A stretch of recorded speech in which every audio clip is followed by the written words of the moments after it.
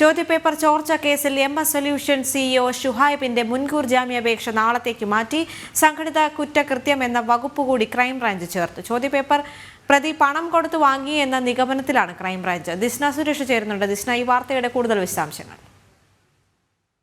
യുമായി ബന്ധപ്പെട്ട് MS solution CEO ഷുഹൈബിന്റെ ജാമ്യാപേക്ഷ പരിഗണിക്കുന്നതാണ് കോടതി നാളത്തേക്ക് മാറ്റിയിട്ടുള്ളത്. പ്രധാനമായും കോടതി ഉന്നയിച്ചത് അന്വേഷണ സംഘത്തിന് ഇതുവരെ ഈ ഷുഹൈബിനെ കണ്ടെത്താൻ കഴിഞ്ഞിട്ടില്ല. ഷുഹൈബിനെ ആവശ്യപ്പെട്ടുകൊണ്ട് ലുക്കൌട്ട് നോട്ടീസ് വരെ ഇറക്കിയ ഒരു സാഹചര്യമാണ് നിലവിലുള്ളത്.